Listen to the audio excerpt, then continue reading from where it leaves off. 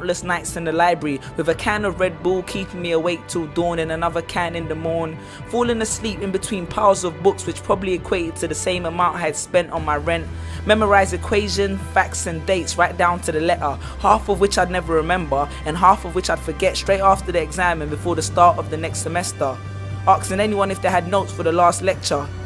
I often found myself running to class just so I could find a spot on which I could rest my head and fall asleep without making a scene.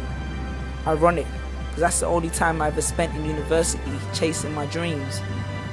And then after nights with a dead mind, I then find myself in a queue of half-awake student zombies waiting to hand in an assignment. Maybe that's why they called it a deadline.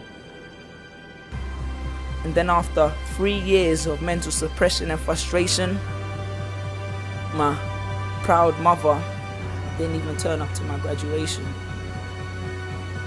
Now, I'm not saying that school is evil and there's nothing to gain, but all I'm saying is understand your motives and reassess your aims, because if you want a job working for someone else, then help yourself.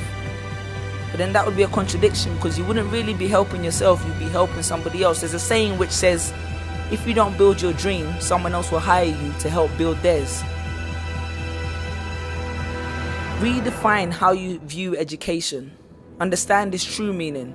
Education is not just about regurgitating facts from a book on someone else's opinion on a subject to pass an exam. Look at it.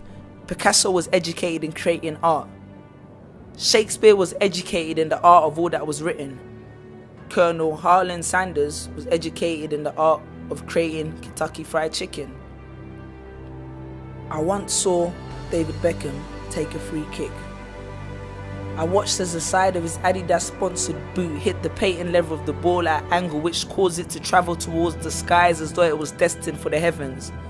And then as it reached the peak of its momentum, as though it changed its mind, it switched directions.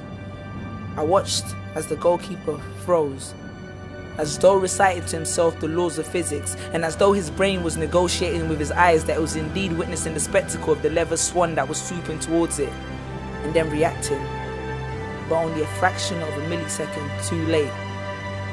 And before the net of the goal embraced the FIFA-sponsored ball as though it was the prodigal son returning home, and the country that I live in erupted into cheers, I looked at the play and thought, damn, looking at David Beckham, there's more than one way in this world to be an educated man.